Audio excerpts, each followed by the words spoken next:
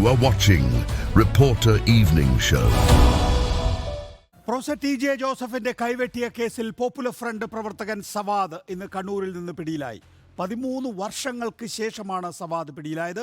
നിയമവ്യവസ്ഥയുടെ വിജയമെന്ന് T J ജോസഫും പ്രതികരിച്ചു. ചർച്ചയിൽ നമുക്കൊപ്പം ചേരുന്നത് ടി ജെ ജോസഫ്, അധ്യാപകൻ Subhash Babu, retired SP K T Kunhikannan, CPIM advocate Prashanth Padmanabhan, അഭിഭാഷകൻ എന്നിവരാണ്. ആദ്യം ശ്രീ ടി ജെ ജോസഫ്, താങ്കൾ പറഞ്ഞു ഒരു പൗരൻ എന്നുള്ള നിലയിൽ താങ്കൾക്ക് ഈ ഒരു സവാദിനെ പിടിച്ചത് വലിയ പ്രതീക്ഷ നൽകുന്നു എന്ന്.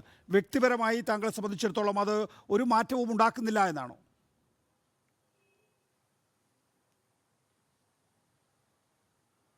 വ്യക്തിപരമായിട്ട്, അതായത് ഇരയായിട്ട് പരിഗണിക്കുമ്പോൾ എനിക്ക്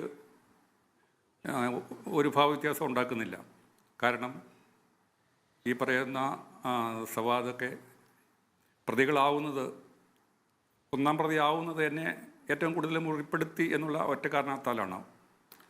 പക്ഷേ ഞാൻ മുഖ്യപ്രതികളായിട്ട് കാണുന്നത് എന്നെ ആക്രമിക്കാൻ വേണ്ടിയിട്ട് തീരുമാനമെടുത്ത ആളുകളെയാണ്. അങ്ങനെയുള്ള ആളുകളൊന്നും ഈ കേസിൻ്റെ പരിധിയിൽ ഉൾപ്പെട്ടതായിട്ട് എനിക്കറിവില്ല. അവരിലേക്കൊക്കെ അന്വേഷണം എത്തുന്നതിന് മുമ്പ് തന്നെ അന്വേഷണം ഇടയ്ക്ക് വെച്ച് തടസ്സപ്പെട്ടതായിട്ടാണ് ഞാൻ മനസ്സിലാക്കുന്നത്. ഏതായാലും ഈ ആക്രമിച്ച ഏറ്റവും മുറിപ്പെടുത്തിയ ആളെന്ന നിലയിൽ നിയമവ്യവസ്ഥയിൽ നമ്മുടെ നിയമം അനുശാസിക്കുന്ന രീതിയിൽ അങ്ങനെയാണ് ഒന്നാം പ്രതിയായിട്ട് വന്നിരിക്കുന്നത് സവാദ്. അദ്ദേഹവും ഒരു ഇരയാണ്, അത് മാത്രമല്ല ഒരു ഉപകരണം കൂടിയാണ്. എന്നെ ആക്രമിക്കാൻ വേണ്ടിയിട്ട് പറഞ്ഞു വിട്ട ആളുകളുടെ ആജ്ഞാനുവർത്തിയായിട്ട് മാത്രം വന്ന ആളാണ്. അപ്പോൾ അദ്ദേഹത്തെ ഞാൻ കാണുന്നത് ഉപകരണമായിട്ട്, അതായത് എന്നെ വെട്ടാൻ ഉപയോഗിച്ച മഴു, വാക്കത്തി അതുപോലെയൊക്കെയുള്ള സ്ഥാനത്ത് നിസ്സംഗതയോടെയാണ് കാണുന്നത്. തീർച്ചയായും പ്രൊഫസർ ടി ജെ ജോസഫ്, താങ്കൾ പലതവണ ഈ കാര്യങ്ങൾ പറഞ്ഞിട്ടുള്ളതാണ്. ഏറ്റവും കൂടുതൽ വേട്ടയാടപ്പെട്ടത് സർക്കാർ സംവിധാനത്തിന്റെ ഭാഗത്തു നിന്നാണ്, അല്ലെങ്കിൽ സഭയുടെ ഭാഗത്തു നിന്നാണ് വേട്ടയാടപ്പെട്ടത്. ഈ പ്രതികളോട് താൻ ക്ഷമിക്കുന്നു കൂടി താങ്കൾ പറഞ്ഞിട്ടുള്ളതാണ്. പക്ഷേ താങ്കൾക്ക് ഇതിലൊരു അസ്വാഭാവികത തോന്നില്ലേ? 13 വർഷം കേസിലെ മുഖ്യ പ്രതി ഇവിടെയൊക്കെ തന്നെ ഉണ്ടായിരുന്നു, ഇവിടെ പല ഭാഗത്തും കേരളത്തിൽ തന്നെ കഴിഞ്ഞിരുന്നു എന്ന് പറയുമ്പോൾ താങ്കൾ ഈ പറഞ്ഞ ചൂളാക്കി ഉപയോഗിച്ചവരുടെ പിന്തുണയോടുകൂടി തന്നെ ഉണ്ടായിരുന്നു എന്ന് തന്നെയാണോ മനസ്സിലാക്കുന്നത്?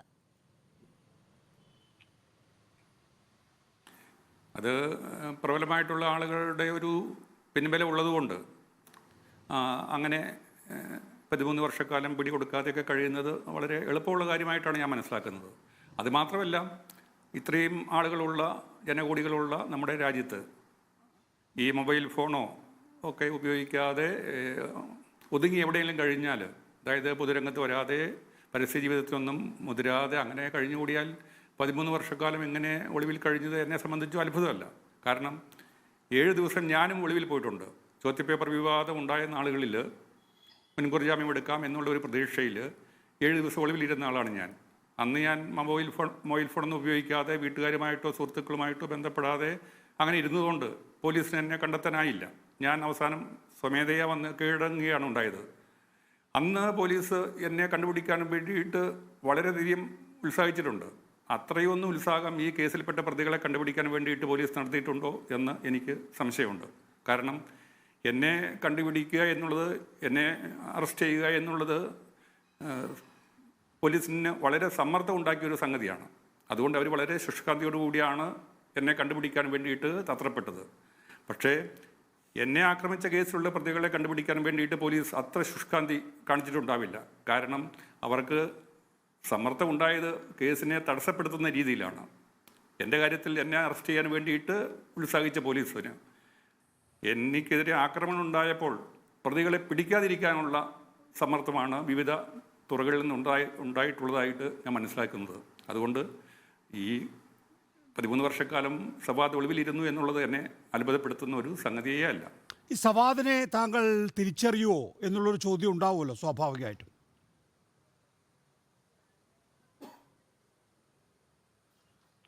അങ്ങനെ തിരിച്ചറിയേണ്ടതാണ്. കാരണം എന്നെ ആക്രമിച്ച ആളുകളെയൊക്കെ ഞാൻ വ്യക്തമായിട്ട് കണ്ടതാണ്.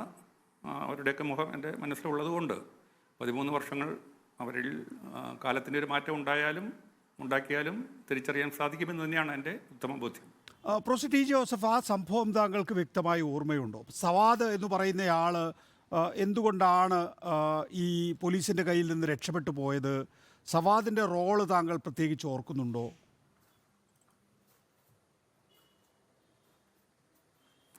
സവാദ് എന്നെ പിന്നെ ആക്രമിച്ചവരിൽ ഏറ്റവും കൂടുതൽ എന്നെ മുറിപ്പെടുത്തിയ ആളാണ്.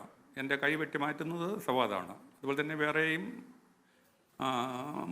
മുറിവുകൾ എന്നിൽ ഉണ്ടാക്കിയ ആളാണ്. അപ്പം സവാദ് തന്നെയാണ് എൻ്റെ മനസ്സിലേറ്റവും പിന്നെ തീവ്രമായിട്ട് പതിഞ്ഞിട്ടുള്ളത്. അതുകൊണ്ട് തീർച്ചയായിട്ടും സവാദിനെ കണ്ടാൽ എനിക്ക് തിരിച്ചറിയാൻ സാധിക്കും എന്ന് തന്നെയാണ് ഞാൻ പ്രതീക്ഷിക്കുന്നത്. ടി ജെ ജോസഫ്, താങ്കൾ ഇപ്പോൾ പറഞ്ഞു എനിക്കറിഞ്ഞുകൂടാ. താങ്കളെ അറസ്റ്റ് ചെയ്യുന്നതിനകത്ത് സമ്മർദ്ദമുണ്ടായിരുന്നു എന്ന് പറഞ്ഞു. പോലീസിന് അതിനകത്ത് ഒരു വലിയ ശുഷ്കാന്തി കാണിച്ചു എന്ന് പറഞ്ഞു. എന്നാൽ സവാദിൻ്റെ കേസിൽ അങ്ങനെ കാണിച്ചിട്ടില്ല എന്ന് പറഞ്ഞു. താങ്കൾ ഒരു പത്രത്തിന് കൊടുത്ത അഭിമുഖത്തിൽ താങ്കൾ പറഞ്ഞിരിക്കുന്നത് അതിൻ്റെ പിന്നിൽ വോട്ട് ബാങ്ക് പൊളിറ്റിക്സ് ആണ് എന്ന് പറയുന്നു. ഇവിടെ താങ്കൾ ഈ വോട്ട് ബാങ്ക് പൊളിറ്റിക്സ് എന്ന് പറയുമ്പോൾ ആരെയാണ് പ്രതിസ്ഥാനത്ത് നിർത്തുന്നത്? ഇപ്പോൾ 2010 ഈ സംഭവം നടക്കുമ്പോൾ, അല്ലെങ്കിൽ 13 വർഷം മുമ്പ് ഈ സംഭവം നടക്കുമ്പോൾ 2 മുന്നണികൾ ഇവിടെ കേരളത്തിൽ ഭരിച്ചിട്ടുണ്ടല്ലോ. ഉമ്മൻചാണ്ടിയുടെ നേതൃത്വത്തിലുള്ള സർക്കാർ ഉണ്ടായിരുന്നു, അത് കഴിഞ്ഞ് പിണറായിയുടെ സർക്കാർ വന്നു. അപ്പോൾ ആ അർത്ഥത്തിൽ ആരെയാണ് താങ്കൾ പ്രതിസ്ഥാനത്ത് നിർത്തുന്നത്? ഈ വോട്ട് ബാങ്ക് പൊളിറ്റിക്സ് എന്ന് പറയുന്നത് എന്താണ്? അതിനെക്കുറിച്ച് അത്ര വിശദമായിട്ട് പറയാൻ ഞാൻ ആളല്ല, ഒരുപിടൊന്നുമില്ല. ഏതായാലും ഇന്ത്യയെ പോലെയുള്ള ഒരു ജനാധിപത്യ രാജ്യത്ത്, മതത്തിന് വളരെയധികം സ്വാധീനമുള്ള ഒരു രാജ്യത്ത് ഈ ഭരണ സംവിധാനങ്ങൾ, നിയമപാലനമൊക്കെ അത്ര മുറയ്ക്ക് പോകുന്നില്ല എന്നുള്ളതാണ് എല്ലാവർക്കും ബോധ്യമായിട്ടുള്ള സംഗതിയാണ്. അതായത് ഏത് കേസിലും മതവുമായിട്ട് ബന്ധപ്പെട്ട അല്ലെങ്കിൽ തീവ്രവാദവുമായിട്ട് ബന്ധപ്പെട്ട കേസുകളൊക്കെ വരുമ്പോൾ വളരെ വലിയ സമ്മർദ്ദം ആ കേസിനെ തടസ്സപ്പെടുത്താൻ വേണ്ടിയിട്ട് പോലീസിൻ്റെ മേൽ ഉണ്ടാവുന്നത് സ്വാഭാവികമാണ്. അപ്പോൾ മതങ്ങൾ ഇങ്ങനെ ആധിപത്യം പുലർത്തുന്ന ഒരു ജനാധിപത്യത്തിൽ തീർച്ചയായിട്ടും പോലീസിന് വളരെയധികം പരിമിതികളുണ്ട്. ബാക്കി എല്ലാ പ്രതികളെയും പിടിക്കുകയും സവാദ് മാത്രമാണ് ഒളിവിൽ പോവുകയും ചെയ്തത്. അപ്പം അവിടെ ഈ സവാദിന്റെ കാര്യത്തിൽ മാത്രം താങ്കൾ ഇങ്ങനെ ഒരു സംശയം പറയുന്നത് എന്തുകൊണ്ടാണെന്നാണ് ഞാൻ ചോദിക്കുന്നത്. അവിടെ മാത്രം ഒരു വോട്ട് ബാങ്ക് പൊളിറ്റിക്സ് വർക്ക് ചെയ്യില്ലല്ലോ, ഒരാളുടെ കാര്യത്തിൽ മാത്രമായിട്ട്. അങ്ങനെയുള്ള സമസ്യൊന്നുമില്ല എല്ലാ പ്രതികളുടെയും കാര്യത്തിൽ. പല പ്രതികളും പിന്നെ ആദ്യകാലത്ത് പോലീസ് ശുഷ്കാന്തിയോടുകൂടി കുറേ പേരെയൊക്കെ അന്വേഷിച്ച് കണ്ടെത്തിയെങ്കിലും പിന്നീട് NIAക്ക് മുമ്പിൽ വന്ന് കീഴടങ്ങിയവരാണ് പല പ്രതികളും. 2ാം ഘട്ട വിചാരണയിൽ വിചാരണ ചെയ്യപ്പെട്ട് ശിക്ഷിക്കപ്പെട്ടവരൊക്കെ സ്വമേധയാ വന്ന് കീഴടങ്ങിയവരാണ് എന്നാണ് ഞാൻ മനസ്സിലാക്കിയിട്ടുള്ളത്. ഇപ്പോൾ സവാദ് പിന്നെ എവിടെയെങ്കിലും ഒറ്റയ്ക്കോ അല്ലെങ്കിൽ മറ്റുള്ളവരുടെ പിൻബലത്തിലോ അങ്ങനെ ഒളിവിൽ താമസിച്ചു, അത് പോലീസിനെ കണ്ടെത്താനായില്ല. അതല്ലാതെ എനിക്കതിൽ കൂടുതൽ ടി ജെ ജോസഫ്, അവിടെയാണ് വളരെ പ്രധാനപ്പെട്ടത്. നമ്മളൊരു മതേതര സമൂഹം എന്നുള്ള നിലയിൽ കേരളം, ഇപ്പോൾ ഉമ്മൻചാണ്ടി ആയാലും പിണറായി വിജയനായാലും, നോക്കൂ, താങ്കളുടെ കൈവെട്ട് കേസ് ഒരു ക്രിമിനൽ കേസ് എന്നുള്ള നിലയിലല്ല കേരളം ചർച്ച ചെയ്തിട്ടുള്ളത്. സർക്കാരുകളുടെ പ്രവർത്തനം പോട്ടെ, കേരളം അതിനെ വളരെ ഗൗരവമായി എടുക്കുകയും ഇന്നും അതൊരു ചർച്ചാ വിഷയമാകുന്നതിൻ്റെ കാരണം അതൊരു മതപരമായ കാരണത്തിലുള്ള അക്രമ സംഭവം എന്ന പേരിൽ തന്നെയാണ്. ഇവിടെ പോപ്പുലർ ഫ്രണ്ട് ഓഫ് ഇന്ത്യ നിരോധിക്കപ്പെട്ടതടക്കമുള്ള കാര്യങ്ങൾക്ക് ആധാരമായിട്ടുള്ളത് താങ്കളുടെ കൈവിട്ടാണ്. ഒരുപക്ഷെ കേരള സമൂഹത്തിൽ നിന്ന് അകറ്റി നിർത്തപ്പെടേണ്ട സംഘടനയാണ് പോപ്പുലർ ഫ്രണ്ട് ഓഫ് ഇന്ത്യ എന്നുള്ള ഒരു ചിന്ത വന്നതും യഥാർത്ഥത്തിൽ ഈ കൈവിട്ട് കേസ് തന്നെയാണ്. മറ്റ് സംസ്ഥാനങ്ങൾ നോക്കൂ, നിരവധിയായിട്ടുള്ള അക്രമ സംഭവങ്ങൾ മതത്തിൻ്റെ പേരിലും അല്ലാതെയൊക്കെ സംഭവിക്കുന്നുണ്ട്. പക്ഷെ കേരളം അതിനോടൊക്കെ തന്നെയും അക്കൗണ്ടബിലിറ്റി കാണിക്കുന്നില്ലേ? ആ നിലയിൽ അതിന് ഗൗരവം കൊടുക്കുന്നില്ലേ?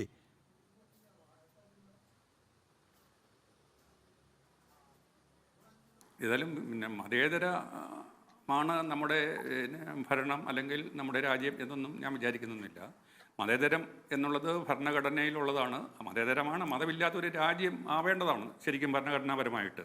മതത്തിൽ നിന്ന് ഇതരമായിട്ടുള്ള, മതത്തിന് ഒരു പ്രാധാന്യവുമില്ലാത്ത ഒരു രാജ്യം എന്നാണ്, അല്ലെങ്കിൽ അങ്ങനത്തെ ഒരു പിന്നെ ഭരണഘടനയാണ് നമുക്കുള്ളത്. പക്ഷേ എല്ലാ മതങ്ങൾക്കും സ്വാധീനമുള്ള ഒരു പിന്നെ രീതിയായിട്ട് ഈ നമ്മുടെ രാഷ്ട്രീയ പാർട്ടികൾ അതിനെ ദുർവ്യാഖ്യാനം ചെയ്ത് അങ്ങനെ ആക്കിയത് കൊണ്ട് ആണ് സമകാലികമായിട്ടുള്ള പല തീവ്രവാദങ്ങളും ഇവിടെ അരങ്ങേറുന്നത്.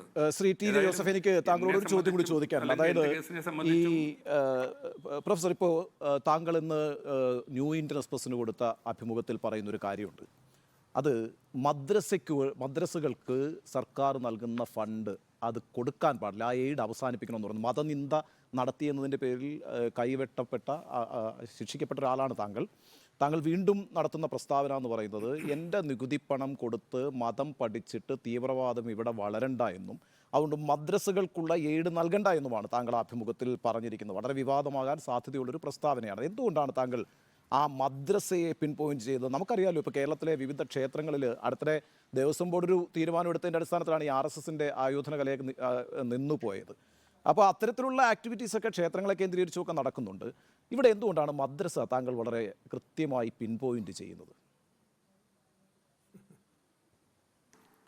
അതായത് എന്നെ സംബന്ധിച്ചും ഈ ബുദ്ധി ഉറയ്ക്കാത്ത കാലത്ത് കുട്ടികൾക്ക് കൊടുക്കുന്ന എല്ലാ മതപഠനങ്ങളും എല്ലാ മതത്തിൻ്റെയും പഠന സംവിധാനങ്ങൾ സർക്കാർ ഇടപെട്ട് നിർത്തലാക്കണമെന്നാണ് ഞാൻ. പക്ഷേ ഈ ക്രിസ്തു മതത്തിലോ അല്ലെങ്കിൽ ഹിന്ദുമതത്തിലോ ഈ സർക്കാരിൽ നിന്നെങ്കിലും ആനുകൂല്യമോ എയ്ഡോ പറ്റിക്കൊണ്ട് അങ്ങനെ ചെയ്യുന്നു എന്ന് ഞാൻ മനസ്സിലാക്കുന്നില്ല. പക്ഷേ ഈ കേരളത്തിൽ ഈ ഗവൺമെൻറ്റിൻ്റെ എയ്ഡ് വാങ്ങിച്ചു കൊണ്ടിട്ട് ആണ് ചില മദ്രസകളൊക്കെ പ്രവർത്തിക്കുന്നത്. മദ്രസ അധ്യാപകർക്ക് പെൻഷന് അതുപോലെയുള്ള കാര്യങ്ങളൊക്കെ കൊടുക്കാൻ വേണ്ടിയിട്ട് സർക്കാർ എയ്ഡ് കൊടുക്കുന്നുണ്ട് എന്ന് എനിക്ക് വ്യക്തമായിട്ടറിയാം. അങ്ങനെ സർക്കാരിൻ്റെ ചെലവിൽ കൂടിയാണ് ഈ മദ്രസകളിൽ മതപഠനം നടക്കുന്നത്. പക്ഷേ മദ്രസകളിൽ പഠിക്കുന്നവരൊക്കെ തീവ്ര നിലപാടുകാരായി മാറുന്നു എന്ന രൂപത്തിലുള്ള ഒരു അഭിപ്രായ രൂപീകരണത്തിലേക്ക് എങ്ങനെയാണ് താങ്കൾ എത്തുക? അത് ഒരു അപകടകരമായ ചിന്തയല്ലേ? താങ്കളിപ്പോൾ പറഞ്ഞു മതം ഭരിക്കുന്ന രൂപത്തിലേക്ക് ആകരുത് എന്ന്. അത് ഭൂരിപക്ഷ മതമായാലും ന്യൂനപക്ഷ മതമായാലും ആ രൂപത്തിൽ കാണേണ്ടതുണ്ട്. ഇപ്പോൾ താങ്കൾ ഈ പറയുന്ന വാചകങ്ങൾ ആർക്കാണ് ഉപകാരപ്പെടുക എന്നൊരു ആലോചന കൂടി വേണ്ടതല്ലേ? പറയുന്നത് ആ അർത്ഥത്തിലല്ല പറയുന്നത്. ഈ തീവ്രവാദം എല്ലാം ഉണ്ടാവുന്നത് മതതീവ്രവാദം എല്ലാം ഉണ്ടാവുന്നത് മതത്തിൽ നിന്നാണ്. അത് ബുദ്ധി ഉറയ്ക്കാത്ത കാലത്ത് കുട്ടികളെ മതം പഠിപ്പിക്കുന്നതുകൊണ്ടാണ് അങ്ങനെ തീവ്രവാദികളായിട്ടൊക്കെ അവരിൽ ചിലരെ പിന്നീട് മാറിപ്പോകുന്നത്. അതുകൊണ്ട് നമ്മുടെ മതേതര രാജ്യമായിട്ടുള്ള ഇന്ത്യയിൽ ഒരു കുട്ടിയെയും ഒരു മതവും 18 വയസ്സ് അതേ പ്രായപൂർത്തിയാകുന്നതിന് മുമ്പ് അടിച്ചേൽപ്പിക്കരുത് എന്നാണ് എൻ്റെ തീവ്രമായിട്ടുള്ള അഭിപ്രായം. അത് മദ്രസകളിൽ നിന്ന് മാത്രമല്ല, സൺഡേ സ്കൂള്, ക്രിസ്ത്യാനികൾ നടത്തുന്ന സൺഡേ സ്കൂളുകൾ അതുപോലെയുള്ള ഏത് മതപഠനവും പ്രായപൂർത്തിയാകുന്നതിന് മുമ്പ് നടത്തുന്നത് സർക്കാർ തലത്തിൽ നിയമം കൊണ്ടുവന്ന് നിരോധിക്കണമെന്നാണ് എൻ്റെ അഭിപ്രായം. ശരി, പ്രൊഫസർ ടി ജി ജോസഫ്, ഒരു മതത്തിന്റെ മാത്രമല്ല, എല്ലാ മതത്തിൽ നിന്നും തീവ്രവാദികളും അതുപോലെ തന്നെ വ്യക്തമാണ്. പൂർത്തിയാക്കൂ സർ. എല്ലാ മതത്തിൽ നിന്നും തീവ്ര മതചിന്തകർ വരുന്നുണ്ട്. അത് കുട്ടികളിൽ ബുദ്ധി ഉറക്കാത്ത കാലത്ത് അത് അടിച്ചേൽപ്പിക്കുന്നത് ഈ അവരോട് തന്നെ ചെയ്യുന്ന ക്രൂരതയാണ്. അതായത് മദ്രസകളും അതുപോലെ തന്നെ സൺഡേ സ്കൂളുകൾക്കും അത് ബാധകമാണ്. അപ്പോൾ ഒരു ക്ലാരിറ്റി വരുന്നുണ്ട്. സൺഡേ സ്കൂളുകളും മതം പഠിപ്പിക്കുന്ന എല്ലാ സ്ഥാപനങ്ങളും, അതായത് ചില യൂറോപ്യൻ രാജ്യങ്ങളിൽ, സ്വീഡൻ പോലെയുള്ള രാജ്യങ്ങളിലൊക്കെ 18 വയസ്സിന് മുമ്പ് മതം പഠിപ്പിച്ചു കഴിഞ്ഞാൽ കേസെടുക്കും സർക്കാർ. അവരുടെ പേര് കേസെടുത്ത് ശിക്ഷിക്കും. അങ്ങനെയൊക്കെയാണ് ഞാൻ കേട്ടിട്ടുള്ളത്. അതുപോലെ ഈ നമ്മുടെ മതേതര രാജ്യം ആയിട്ടുള്ള ഇന്ത്യയിൽ ഈ മതപഠനം എന്ന് പറയുന്നത് 18 വയസ്സാവാതെ ബുദ്ധി ഉറയ്ക്കുന്നതിന് മുമ്പ് നടത്തുന്നത് നിയമം മൂലം നിരോധിക്കണം. അങ്ങനെ ശരിക്കും ഒരു മതേതരമായിട്ടുള്ള രാജ്യം നമ്മുടേതായിട്ട് മാറ്റിയെടുക്കണം എന്നാണ് എൻ്റെ തീവ്രമായിട്ടുള്ള. അവസാനമായി ഒറ്റ കാര്യം കൂടി സർ, അതായത് ഈ വിഷയത്തിന്റെ ഒരു അടിസ്ഥാനമുണ്ടല്ലോ. 2010 മാർച്ച് 23 ഈ 2ാം സെമസ്റ്റർ BCom മലയാളം പരീക്ഷയ്ക്ക് ഇന്റേണൽ പരീക്ഷയിൽ പ്രവാചകനെ അധിക്ഷേപിക്കുന്ന ചോദ്യം താങ്കൾ ഉണ്ടാക്കിയതിന് വീടിന് അടുത്ത് വെച്ച് താങ്കളെ മിനിവാനിലെത്തിയ സംഘം കോടാലി ഉപയോഗിച്ച് കാറിന്റെ ചില്ല് തകർത്ത് കാറിന്റെ വാതിൽ ഉള്ളിൽ നിന്ന് തുറന്ന് റോഡിലേക്ക് വലിച്ചിറക്കി കൈകളിലും കാലിലും വെട്ടിപ്പരിക്കേൽപ്പിച്ചു. ഇടത് കൈപ്പത്തി പൂർണ്ണമായും വെട്ടിമാറ്റി. അതാണല്ലോ അവിടെ സംഭവിച്ചത്. അതിനു പിന്നിൽ ഇതേക്കുറിച്ചൊക്കെ മതം അത്ര തീവ്രമായി അവരുടെ മനസ്സിലേക്ക് കുത്തിവെക്കപ്പെട്ടില്ലെങ്കിൽ ആ ഒരു ചോദ്യം എങ്ങനെ പ്രകോപനമായി മാറുമെന്ന ചോദ്യം ഇപ്പോഴും കേരളം ചർച്ച ചെയ്തുകൊണ്ടിരിക്കുന്ന ഒന്ന് തന്നെയാണ്. ഒന്നാമത്തെ കാര്യം. രണ്ടാമത്തേത്, ഇപ്പോൾ NIA എടുത്തിരിക്കുന്ന തീരുമാനം അങ്ങ് ആവശ്യപ്പെട്ട ഒരു കാര്യം തന്നെയാണ്. അതായത് സവാദ് ഒളിവിൽ കഴിഞ്ഞത് കണ്ണൂർ മട്ടന്നൂരിലാണ്. മരപ്പണിക്കാരനായി വാടക വീട്ടിൽ ഒളിവിൽ കഴിയാൻ സഹായിച്ചത് ആരൊക്കെയാണ്? അതിലേക്കുള്ള അന്വേഷണം, ഗൂഢാലോചനയിലേക്കുള്ള അന്വേഷണം, അതിലേക്ക് NIA കടക്കുകയാണ്. അതിനെ സ്വാഗതം ചെയ്യുന്നുണ്ടോ അങ്ങ്?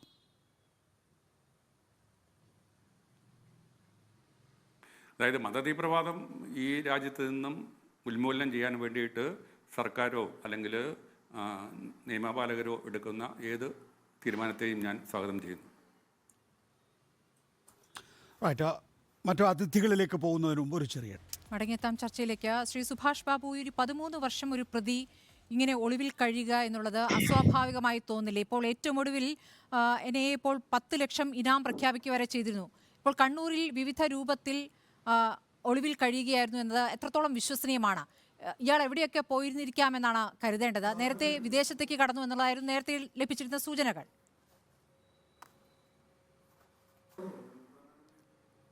തീർച്ചയായിട്ടും അതൊരു 13 വർഷം ഒരു പ്രതി ഒളിവിൽ താമസിക്കുക എന്ന് പറയുന്നത് നമ്മളെ സംബന്ധിച്ചിടത്തോളം അത് അത്ഭുതത്തിന് ഭാഗം നൽകുന്നില്ല. പക്ഷേ ഇങ്ങനെയുള്ളൊരു കേസിൽ പ്രതി ഇത്ര നാൾ നമ്മുടെ നാട്ടിൽ വളരെ സമയം ഒളിവിൽ താമസിച്ചു എന്ന് പറയുന്നത് നമ്മളെ സംബന്ധിച്ചിടത്തോളം നമുക്ക് അതിശയവും അത്ഭുതവും സൃഷ്ടിക്കുന്ന കാര്യം തന്നെയാണ്. ഇപ്പോൾ നമ്മളിപ്പോൾ സുകുമാരക്കുറുപ്പിൻ്റെ കേസായാലും ആട് ആൻ്റണിയുടെ കേസായാലും അതുപോലെ തന്നെ പോലീസിൽ ലോങ് പെൻഡിങ് കേസായതിനു ശേഷം ഒരു രീതിയിലും പ്രതികളെ കണ്ടുപിടിക്കാൻ പറ്റിയ ക്ലോസ് ചെയ്യുന്ന നൂറുകണക്കിന് ആയിരക്കണക്കിന് കേസുകൾ അവിടെയുണ്ട്. പക്ഷേ അതൊന്നും ഇത്ര പ്രാധാന്യം അറിയിക്കാത്തത് കൊണ്ടും അത് ഇത്ര സമൂഹത്തിൻ്റെ ശ്രദ്ധ പിടിച്ച് പറ്റാത്തത് കൊണ്ടും അതൊക്കെ നമ്മുടെ സ്മൃതിപഥത്തിലേക്ക് പോകുന്നു, കാലയവനിയിലേക്ക് മറിഞ്ഞു പോകുന്നതാണ്. പക്ഷേ ഇങ്ങനെയുള്ളൊരു കേസിനെ സംബന്ധിച്ചിടത്തോളം അതീവ ജാഗ്രതയോടുകൂടി പ്രതിയെ പിടിക്കാനുള്ള സാഹചര്യങ്ങൾ നേരത്തെ ഉണ്ടാക്കേണ്ടതാണ്. അതുണ്ടാക്കിയില്ല എന്നുള്ളത് സംവിധാനങ്ങളുടെ പരാജയമാണ്. ഇപ്പോൾ NIA സംബന്ധിച്ചിടത്തോളം NIAക്ക് ഇപ്പോൾ കേരള പോലീസിന് 50,000 ആളുകളുണ്ടെങ്കിൽ NIAയെ സംബന്ധിച്ചിടത്തോളം അവർക്ക് ഇന്ത്യയിൽ മൊത്തമായിട്ട് 5,000 ആളുണ്ടാവില്ല. അവരെ സംബന്ധിച്ചിടത്തോളം അവരുടെ താല്പര്യവും അതിനേക്കാൾ ഉപരി അവരുടെ വൈദഗ്ധ്യവും അതിനോടൊപ്പം തന്നെ അവർക്ക് കിട്ട സാങ്കേതിക വിദ്യയുടെ മികവും കൊണ്ട് അവരുടെ താല്പര്യവും കൊണ്ടാണ് അവരെ സംബന്ധിച്ചിടത്തോളം അല്പം താമസിച്ചാണേലും അവർക്ക് ഈ ലക്ഷ്യത്തിലൊക്കെ എത്താൻ സാധിക്കുന്നത് എന്ന് നമ്മൾ മനസ്സിലാക്കണം. അപ്പോൾ ഇവിടെ എന്ന് പറഞ്ഞാൽ ഇങ്ങനെ ഒരു കേസിൽ പ്രത്യേകിച്ച് ഇതേമാതിരി വാദികളുമായിട്ട് ബന്ധപ്പെട്ട ഞാൻ അന്വേഷിച്ച നിരവധി കൊലക്കേസുകളുണ്ട്. മിക്കവാറും എല്ലാ കേസുകളിലും പ്രതികളെ കണ്ടുപിടിക്കാൻ ഏറെക്കുറെ സാധിച്ചിട്ടുണ്ട്. അപ്പോൾ അങ്ങനെയുള്ള എൻ്റെ അനുഭവത്തിൽ നിന്ന് ഞാൻ പറയുന്നത് പ്രത്യേകിച്ച് ഈ ഒരു സംഘടന ചെയ്യപ്പെടുന്ന PF ആയാലും പഴയ NDF ആയാലും ശരി, അവർ ചെയ്യുന്നതിന് ഇതിന് വ്യക്തമായ പ്ലാനിംഗ് ഉണ്ട്. ഇപ്പം ജോസഫ് മാഷ് പറഞ്ഞ മാതിരി അത് ഈ പ്രതികൾ എന്ന് പറയുന്നത് അദ്ദേഹം പറഞ്ഞ മാതിരി അവരൊക്കെ അതിൻ്റെ ചില ഇൻസ്ട്രുമെൻസാണ്. അപ്പോൾ ഇതിൻ്റെ തീരുമാനങ്ങളൊക്കെ എടുക്കുന്നത് ഇതിനപ്പുറത്ത് ചില വ്യക്തികളും സംവിധാനങ്ങളുമാണ്. അവരെ സംബന്ധിച്ചിടത്തോളം ആരെങ്കിലും ഇതിനകത്ത് തീരുമാനിച്ചതിന് ശേഷം കുറേ ആളുകളെ സെലക്ട് ചെയ്തതിന് ശേഷം അവരോടൊക്കെ പ്രത്യേകമായിട്ട് പറയുകയും ഒരു സ്ഥലത്ത് അസംബ്ലി ചെയ്യാൻ പറയും, അതനുസരിച്ച് ആയുധങ്ങളൊക്കെ കൊടുക്കുകയും എക്സിക്യൂട്ട് ചെയ്യേണ്ട കാര്യങ്ങൾ വ്യക്തമായി ഓരോരുത്തർക്ക് ചെയ്യേണ്ട ഭാര്യ എന്താണെന്ന് പറഞ്ഞു കൊടുക്കുകയും അവിടെ വരാനുള്ള സൗകര്യം ചെയ്തു. അത് കഴിഞ്ഞ് അവിടെ സംഭവം നടന്നതിന് ശേഷം അവിടെ നിന്ന് രക്ഷപ്പെടാനും അങ്ങനെ രക്ഷപ്പെട്ടതിന് ശേഷം ഏതെങ്കിലും ഹൈഡ് ഔട്ട്സിൽ ഏതെങ്കിലും ഒളിവ് സങ്കേതത്തിൽ താമസിക്കാനുള്ള സഹായവും അവർക്ക് വേണ്ട എല്ലാ ചെലവുകളും കൊടുക്കുന്ന സംവിധാനം വളരെ കൃത്യമായിട്ട് ആസൂത്രണം ചെയ്തു ആണ് നടത്താറുള്ളത് എന്നുള്ളത് എനിക്ക് എൻ്റെ സർവീസിലെ അന്വേഷണത്തിൽ നിന്ന് ബോധ്യപ്പെട്ട ഒരാളാണ്. എന്നെ സംബന്ധിച്ചുള്ള ഇതിന് വലിയ അത്ഭുതമൊന്നുമില്ല. വ്യക്തമാണ് സാർ. ഞാൻ അങ്ങയിലേക്ക് മടങ്ങിയെത്താം. അഡ്വക്കേറ്റ് പ്രശാന്ത് പത്മനാഭൻ, നോക്കൂ, ഇനിയിപ്പോൾ സവാദിന് വെച്ചൊരു വിചാരണ നടത്തേണ്ടതുണ്ട്. അയാൾക്ക് ശിക്ഷ കൊടുക്കണോ വേണ്ടയോ എന്നുള്ളത് ആ വിചാരണയിലൂടെയാണ് തീരുമാനിക്കപ്പെടുക. പക്ഷേ ഇവിടെ NIA എന്ന ഏജൻസിയാണ് ഇക്കാര്യം അന്വേഷിക്കുന്നത്. NIA എന്ന ഏജൻസിയാണ് ഇതിലെ മറ്റു പ്രതികൾക്ക് ശിക്ഷ വാങ്ങിക്കൊടുത്തിട്ടുള്ളത്. നോക്കൂ, 13 വർഷം എന്ന് പറയുന്നത് ഇപ്പോൾ PFI നിരോധിക്കപ്പെട്ട സംഘടനയാണ്. ഇയാൾ PFIയിൽ പെട്ടയാളാണ്. ഒരു തിരിഞ്ഞ് നടത്തം NIA നടത്താൻ സാധ്യതയുണ്ടോ? ഇയാൾ ആ മട്ടന്നൂർ എന്ന് പറയുന്ന ഈ സ്ഥലത്തെത്തിയിട്ട് 1 വർഷമോ അല്ലെങ്കിൽ അല്പം കൂടുതലോ ഒക്കെ ആയിട്ടുള്ളൂ എന്നറിയാം. അതിനു മുമ്പ് അയാൾ എവിടെയായിരുന്നു? എങ്ങനെയാണ് അയാൾ കാസർഗോഡ് പോയി കല്യാണം കഴിച്ചത്? അതിനു മുമ്പ് അയാൾ എവിടെയായിരുന്നു? നേരത്തെ പ്രതികളിൽ ഒരാൾ ഇയാൾ വിദേശത്തുണ്ടായിരുന്നു തങ്ങളോടൊപ്പം, പിന്നെ എങ്ങോട്ട് പോയി എന്ന് അറിയില്ല എന്ന് മൊഴി നൽകിയിട്ടുണ്ട്. അപ്പോൾ ഒരു തിരിഞ്ഞു നടത്തം NIA സംബന്ധിച്ചിടത്തോളം ഗുണകരമാകുമോ? ശ്രീ നികേഷ്, ആ ചോദ്യത്തിന് ഉള്ള ഉത്തരം അതൊരു ഫാക്ച്വൽ ആസ്പെക്റ്റാണ്. അതായത് വസ്തുതകളുടെ അടിസ്ഥാനത്തിലാണ് എന്തായിരുന്നു ഇതുവരെ ഇയാളെ പിടിക്കാതിരിക്കാനുള്ള കാരണം. തീർച്ചയായിട്ടും സപ്പോർട്ടുണ്ട്, സപ്പോർട്ടില്ലാതെ അങ്ങനെ ഒളിച്ചു കഴിയാൻ കഴിയില്ല. പക്ഷേ അത് ആരൊക്കെയാണ് സപ്പോർട്ട് ചെയ്തത്, NIA എന്തൊക്കെ വസ്തുതകളാണ് പുറത്തു കൊണ്ടുവരുന്നത്, എവിടെയൊക്കെയാണ് നേരത്തെ ഇതിൽ പാളിച്ച പറ്റിയിട്ടുണ്ടെങ്കിൽ ഉള്ളത്, ഇത് ഇയാൾ തന്നെയാണോ ഇതിനകത്തെ മുഖ്യപ്രതി, ഇങ്ങനെയുള്ള വസ്തുതകളൊക്കെ അന്വേഷണം നടത്തി കോടതിയിൽ നിയമത്തിൻ്റെ ടെക്നിക്കാലിറ്റീസിൽ കൂടെ തന്നെ പരിശോധിച്ചു കഴിഞ്ഞാൽ മാത്രമേ നമുക്ക് ഒരു തീരുമാനം. ജസ്റ്റിസ് ഉദയലളിത്, അദ്ദേഹം ജഡ്ജി ആകുന്നതിന് മുമ്പ് വളരെ പ്രഗത്ഭനായ ഒരു ക്രിമിനൽ ലോയർ ആയിരുന്നു. അദ്ദേഹം ഒരു കാര്യം പറഞ്ഞിരുന്നു, ലോയേഴ്സ് TV ഡിബേറ്റ്സിൽ പോകുമ്പോൾ അക്യൂസ്ഡ് പ്രതിയായിട്ട് വരുന്ന ആൾക്ക് അയാൾക്കുള്ള അവകാശങ്ങളെ ധ്വനിക്കുന്ന രീതിയിൽ എവിഡൻസ് ഡിസ്കസ് ചെയ്യരുത് എന്ന് പറഞ്ഞിരുന്നു. ജഡ്ജ്മെന്റിൽ, സുപ്രീം കോടതി ജഡ്ജ്മെന്റിലുള്ളതാണ്. ആ പരിമിതിക്കുള്ളിൽ നിന്നുകൊണ്ട് ഞാൻ പറയാൻ പറ്റുന്ന ചില കാര്യങ്ങൾ പറയാം. ഇതിനകത്ത് എനിക്ക് ജോസഫ് മാഷ് പറഞ്ഞ ഒരു കാര്യത്തോട് യോജിപ്പുണ്ട്. അതായത് മുഖ്യപ്രതി എന്ന് പറയുന്നത് ഇയാളല്ല. മുഖ്യപ്രതി എന്ന് പറയുന്നത് ഒരു വിചാരധാരയാണ്. അത് തീവ്ര മതവികാരമാകാം, തീവ്ര ദേശീയതയാകാം, തീവ്രമായ ഭാഷാ സ്നേഹമാകാം. ഒരു കാര്യത്തോട് നമ്മൾ തീവ്രമായിട്ടുള്ള സ്നേഹം വെച്ച് പുലർത്തുമ്പോൾ അതിൻ്റെ മറുപുറം എന്ന് പറയുന്നത് അന്യർ എന്ന് പറയുന്ന ഒരു വിഭാഗത്തോട് ഉണ്ടാകുന്ന തീവ്രമായ ഒരു വെറുപ്പാണ്. ഇപ്പോൾ ശ്രീലങ്കയിൽ തമിഴരോട് നടന്നിരുന്നത് ഒരു ഭാഷയുടെ പേരിലുള്ള ഒരു വംശീയ ലഹളയാണ് നടന്നത്. ബംഗ്ലാദേശ്, പാകിസ്ഥാൻ ഒരേ മതത്തിൽപ്പെട്ടവരായിരുന്നിട്ട് കൂടി ഭാഷയുടെ പേരിൽ വിഭജിക്കപ്പെടുകയാണ് രാജ്യം. മതത്തിൻ്റെ പേരിൽ മാർഷൽ ഖാൻ എന്ന് പറയുന്ന ഒരു പയ്യനെ പാകിസ്ഥാനിൽ സഹപാഠികളാണ് കൊല്ലുന്നത്, ദൈവമില്ല എന്ന് പറഞ്ഞതിനാണ്. മാസ അമിനിയെ ഇറാനിൽ കൊല ചെയ്യുന്നത് ഹിജാബിൻ്റെ പേരിൽ. ഇപ്പോഴും അവിടെ പ്രക്ഷോഭം നടന്നുകൊണ്ടിരിക്കുകയാണ്. പിന്നെ ഇസ്രയേലും ഹമാസും ഒക്കെ തമ്മിലുള്ള തീവ്ര ദേശീയതയുടെ പേരിലുള്ള ഏറ്റുമുട്ടലുകൾ നമ്മളിതൊക്കെ കണ്ടുകൊണ്ടിരിക്കുകയാണ് ദിവസവും.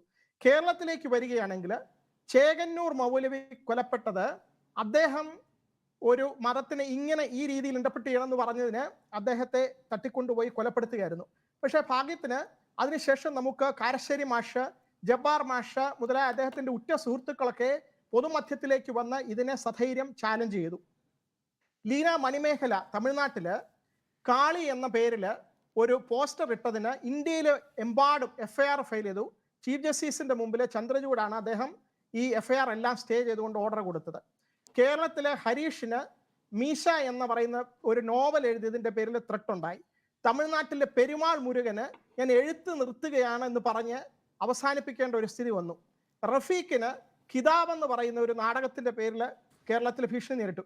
ഇതിൻ്റെ എല്ലാം പിറകിലുള്ളത് നമ്മുടെ അയഥാർത്ഥ്യമായിട്ടുള്ള ഒരു മതവികാരത്തെ വ്രണപ്പെടുത്തരുത് എന്ന രൂഢമൂലമായ ഒരു വിശ്വാസമാണ്.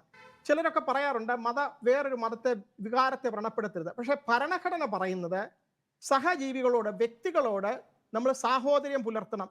ഒരു മതത്തിന്റെ പേരിലോ ജാതിയുടെ പേരിലോ ഒരാളെ വിവേചനം കാണിക്കാൻ പാടില്ല, ഡിസ്ക്രിമിനേറ്റ് ചെയ്യാൻ പാടില്ല. അത് ഭരണഘടനാ ബാധ്യതയാണ്. പക്ഷെ അതിലുപരി ഒരു വികാരത്തെ വ്രണപ്പെടുത്തരുതെന്ന് ഒരിടത്തും എഴുതിയിട്ടില്ല. അതേസമയത്ത് നേരെ തിരിച്ച് നമ്മുടെ അഭിപ്രായ സ്വാതന്ത്ര്യം എന്ന് പറയുന്നത്, അഭിപ്രായ സ്വാതന്ത്ര്യം വളരെ വിലമതിക്കുന്ന ഒരു അവകാശമാണ്. അത് നമ്മുടെ പല രാഷ്ട്രീയക്കാർക്കും അറിയില്ല, പല പ്രോസിക്യൂട്ടിംഗ് ഏജൻസീസിനും അറിയത്തില്ല. അതുകൊണ്ടാണ് ജോസഫ് മാഷിനെ അന്ന് കൈവെട്ടിയ സമയത്ത് അദ്ദേഹത്തെ തന്നെ വേട്ടയാടിയത്. ഇപ്പോൾ അവിടെ നിന്ന് സ്ഥിതി മാറി. 2 വർഷം മുമ്പ് അദ്ദേഹത്തിന് കേരള ഗവൺമെന്റ് ആ അവാർഡ് കൊടുത്ത്, ഈ സാഹിത്യ അക്കാദമിയുടെ ഒരു അവാർഡ് അദ്ദേഹത്തിന് കിട്ടി. പൊതു മനസ്ഥിതി മാറിയിട്ടുണ്ട്. അന്ന് പുറമേ വന്ന് ഇദ്ദേഹത്തെ സപ്പോർട്ട് ചെയ്യാൻ മടിച്ചു നിന്നവരൊക്കെ ഇപ്പോൾ അദ്ദേഹത്തിന്റെ സമൂഹത്തിൽ തന്നെ അദ്ദേഹത്തിന് കൈവിട്ടിയ ഒരു അവസ്ഥയായിരുന്നു. അവിടെ നിന്ന് മാറിയിട്ട് ഇപ്പോൾ ഒത്തിരി പേര് അദ്ദേഹത്തിന്റെ നില ഇപ്പൊ അറിഞ്ഞിട്ട് സപ്പോർട്ട് ചെയ്യുന്നുണ്ട്. പിന്നെ മുസ്ലിം വിഭാഗത്തിൽ ബഹുഭൂരിപക്ഷവും ഇപ്പോൾ അദ്ദേഹത്തിന് സധൈര്യം സപ്പോർട്ട് കൊടുക്കുന്നുണ്ട്. നേരത്തെ പേടിയായിരുന്നു. കാരണം ഈ ബ്ലാസ്ഫമി എന്ന ഒരു ആയുധം എടുത്ത് കാണിച്ചിട്ട് നിങ്ങൾ ഇതിനെതിരായിട്ട് പറയരുത്, അല്ലെങ്കിൽ ഇദ്ദേഹത്തെ സപ്പോർട്ട് ചെയ്യുന്നവർ ബ്ലാസ്ഫമിയെ സപ്പോർട്ട് ചെയ്യാന്നൊക്കെയുള്ള രീതിയിലുള്ള ഒരു ഭീഷണി ഉണ്ടായിരുന്നു. അവിടെ നിന്ന് വളരെയേറെ മുന്നോട്ട് വന്നിട്ടുണ്ട്. ഇപ്പോൾ കേരളത്തിലെമ്പാടും ഒരു വിഭാഗം ആളുകൾ മതവിമർശനവുമായിട്ട്, എല്ലാ മതങ്ങളിലും ഉണ്ട്, വളരെ കൃത്യമായിട്ട് മതങ്ങളെ അപഗ്രഥിച്ച് അതിനെ വിമർശിക്കുന്ന ഒരിതുണ്ട്. അതിനെ നമ്മൾ സപ്പോർട്ട് ചെയ്യണം. കാരണം ഒരു മനുഷ്യനെ അദ്ദേഹത്തിന്റെ ഒരാളുടെ ഐഡന്റിറ്റിയുടെ പേരിൽ നമ്മൾ കുറ്റപ്പെടുത്താൻ പറ്റില്ല. മനുഷ്യന് ഫണ്ടമെന്റൽ റൈറ്റ്സ്, മൗലികാവകാശമുണ്ട്. മതങ്ങൾ അല്ലെങ്കിൽ വിശ്വാസങ്ങൾ, രാഷ്ട്രീയ പ്രമാണങ്ങൾ വിശ്വാസങ്ങളാണ്. വിശ്വാസത്തിന് മൗലികാവകാശം ഇല്ല. വിശ്വാസങ്ങൾ ചോദ്യം ചെയ്യപ്പെടാം. അതേപോലെ സംസാരിക്കാനുള്ള അവകാശം, എക്സ്പ്രഷൻ, ഈ സ്പീച്ച് എക്സ്പ്രഷൻ എന്നൊക്കെ പറയുന്നത് ഒരു നിങ്ങൾക്ക് കാര്യം കൂടി പറയാനുള്ള അവകാശമാണ്. ഇഷ്ടമുള്ള കാര്യം പറയാനാണെങ്കിൽ അതിന് അഭിപ്രായ സ്വാതന്ത്ര്യം എന്ന് പറയാനില്ല. അഭിപ്രായ സ്വാതന്ത്ര്യം എന്ന് പറയുന്നത് അതിന് എന്തെങ്കിലും ഒരു മീനിങ് ഉണ്ടെങ്കിൽ വളരെ വളരെ പുരോഗമനപരമായ കാര്യമാണ് അദ്ദേഹം പറഞ്ഞത്. KT കുഞ്ഞിക്കണ്ണനിലേക്ക് ഞാൻ ഒന്ന് പോവാണ്. KT കുഞ്ഞിക്കണ്ണൻ, എന്നെ പിടിക്കാൻ കാണിച്ച ധൃതി സവാദിനെ പിടിക്കാൻ കാണിച്ചില്ല. അതൊരു വലിയ സ്റ്റേറ്റ്മെൻ്റാണ്. 2, മുഖ്യപ്രതി സവാദല്ല, മുഖ്യപ്രതിയായ സവാദിന് ആശയപ്രകാശനം നൽകിയിട്ടുള്ള മതമാണ് എന്നുള്ളത് രണ്ടാമത്തെ വിഷയം. പിന്നെ മതപഠനം, നേരത്തെ ഉണ്ണിബാലകൃഷ്ണൻ്റെ ചോദ്യത്തിന് അദ്ദേഹം വ്യക്തമായ മറുപടി നൽകിയല്ലോ. മതപഠനം ഇല്ലാതാക്കണം 18 വയസ്സിന് ശേഷം. മറുപടി എന്താ? നികേഷേ, ഈ വിഷയം നമുക്ക് വളരെ ജാഗ്രതയോടുകൂടി മാത്രമേ ചർച്ച ചെയ്യൂ. ജോസഫ് മാഷ് പ്രവാചകനെ നിന്ദിക്കുന്ന രീതിയിൽ ക്വസ്റ്റ്യൻ ഇട്ടു എന്ന് പറഞ്ഞുകൊണ്ടാണ് അദ്ദേഹത്തിന് ശിക്ഷ നൽകാൻ ഞങ്ങൾക്ക് അള്ളാഹുവിന്റെ പേരിലെ അധികാരമുണ്ട് എന്ന് വിശ്വസിക്കുന്നവരാണ് ചെയ്തത്. പക്ഷെ ഇസ്ലാം അങ്ങനെ ആരോടും ആവശ്യപ്പെട്ടിട്ടുണ്ട്. അതുകൊണ്ട് മതമല്ല, മതത്തെ തീവ്രവാദപരമായ രീതിയിൽ വ്യാഖ്യാനിക്കുന്ന താല്പര്യങ്ങളാണ്. ആ താല്പര്യങ്ങളുടെ സ്രോതസ്സുകളിലേക്ക് ചെന്നാൽ അത് അമേരിക്കയിലെത്തും. അതാണ് ജോസഫ് മാഷെപ്പോലുള്ള ആൾക്കാർ മനസ്സിലാക്കേണ്ടത്. ലോകത്ത് ഇന്ന് നമ്മൾ കാണുന്ന ഇസ്ലാമിക തീവ്രവാദത്തെ വളർത്തിക്കൊണ്ടുവന്നത് ഏതെങ്കിലും ഇസ്ലാം മതപ്രവാചകനോ ഇസ്ലാം മതവുമായി ബന്ധപ്പെട്ട പണ്ഡിതനോ അല്ല, അമേരിക്കൻ സാമ്രാജ്യത്വമാണ്. അമേരിക്കയിൽ നൂറുകണക്കിന് ഓറിയന്റലിസ്റ്റ് സർവകലാശാലകളുണ്ടെന്ന്.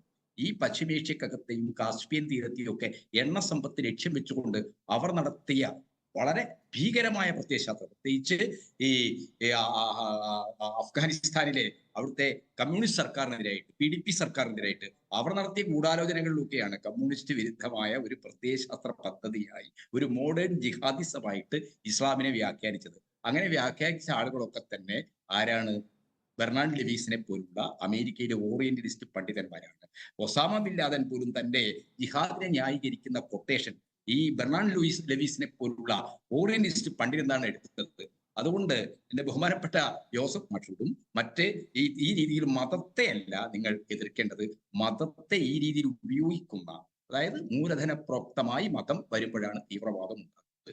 അത്തരം തീവ്രവാദം ഇപ്പോ ഇവിടെ പോപ്പുലർ ഫ്രണ്ടാണ്, NDF ആണ്. ഈ NDF ഈ കേരളത്തിലോ മൂവാറ്റുപുഴയിലോ രൂപം കൊള്ളുന്ന ഒരു സാധനമല്ല.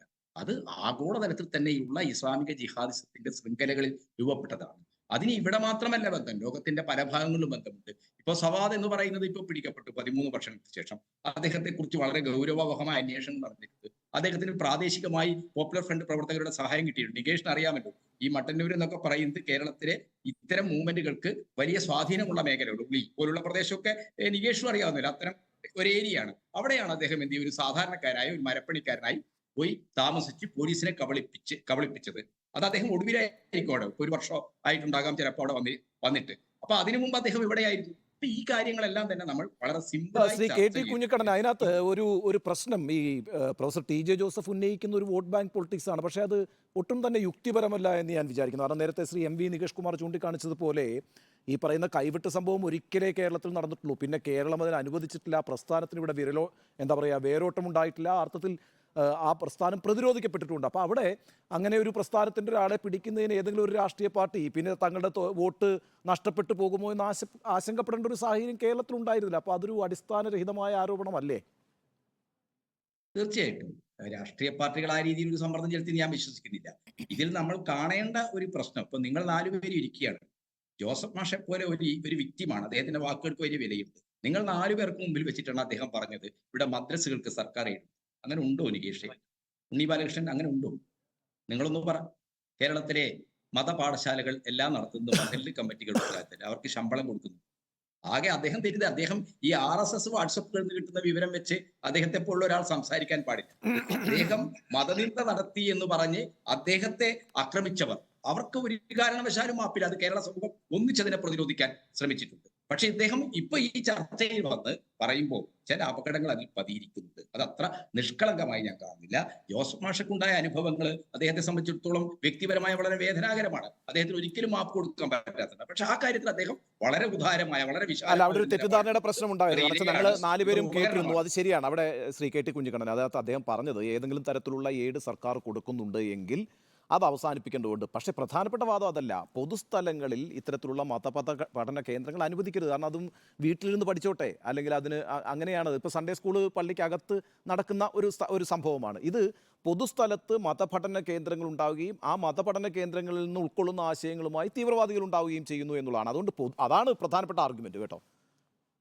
അല്ല ഉണ്ണി ബാലകൃഷ്ണൻ, ഭരണഘടനയുടെ 25-ാം ആർട്ടിക്കിൾ വെച്ച് മതം വിശ്വസിക്കാൻ മാത്രമല്ല, അത് ആചരിക്കാൻ മാത്രമല്ല, അത് പ്രൊപ്പഗേറ്റ് ചെയ്യാനും അവകാശം കൊടുക്കുന്ന ഒരു രാജ്യമാണ് നമ്മുടേത്. അത് എന്താണ്, ഒരു വിശ്വാസ സ്വാതന്ത്ര്യത്തിന്റെ പ്രശ്നമാണ്. ആ അർത്ഥത്തിൽ ഓരോ മതവിശ്വാസികൾക്കും അവരുടേതായ മതാശയങ്ങൾ ശരിയായ രീതിയിൽ പഠിപ്പിക്കാൻ കഴിയണം. ശരിയായ രീതിയിൽ പഠിപ്പിക്കുന്ന നമ്മുടെ മദ്രസകളിലെ പാഠപുസ്തകങ്ങളിൽ നിന്നല്ല ഈ തീവ്രവാദം വരുന്നത്. അതാണ് ഞാൻ പറഞ്ഞത്. അത് ഓറിയന്റലിസ്റ്റ് പഠന കേന്ദ്രങ്ങൾ ഇറക്കുന്ന മോഡേൺ ജിഹാദിസത്തിനാണ് ഇസ്ലാമിക തീവ്രവാദം.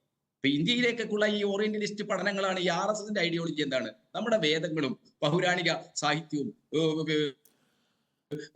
ഉപനിഷത്തുകളും ശ്രുതികളും സ്മൃതികളും ഒക്കെ അവർ ഉദ്ധരിക്കുന്നത് ഓറിയന്റലിസ്റ്റുകൾ ഉണ്ടാക്കിയ വളരെ റിയാക്ഷണറിയായ ഒരു ഐഡിയോളജി നിലക്കാണ്. അതിന് നമ്മുടെ പാരമ്പര്യവും നമ്മുടെ പൗരാണിക സംസ്കൃതിയായിട്ട് യാതൊരു ബന്ധവുമില്ല. ബീഫിന്റെ കാര്യം തന്നെ നോക്കിയാൽ ഹിന്ദു മതത്തിന്റെ വളരെ പ്രാമാണികമായ ഒരു അടിസ്ഥാന ഗ്രന്ഥമായിട്ട് പലരും ഉദ്ധരിക്കുന്നത് ഋഗ്വേദമാണ്. ഡോക്ടർ രാധാകൃഷ്ണനൊക്കെ അതിനെക്കുറിച്ച് എഴുതിയിട്ടുണ്ട്. ഋഗ്വേദത്തിലെ സർവ്വദേവീ ദേവന്മാരും എന്താണ് വ്യത്യസ്തമായ ഒരു വിഷയമാണ് CKT കുഞ്ഞുകണ്ണൻ. നന്ദി സഹകരിച്ചതിന്. പ്രശാന്ത് പത്മനാഭൻ, റൈറ്റ്, സുഭാഷ് ബാബു, ഒപ്പം തന്നെ KT കുഞ്ഞുകണ്ണൻ, നന്ദി സഹകരിച്ചതിന്. You are watching Reporter Evening Show.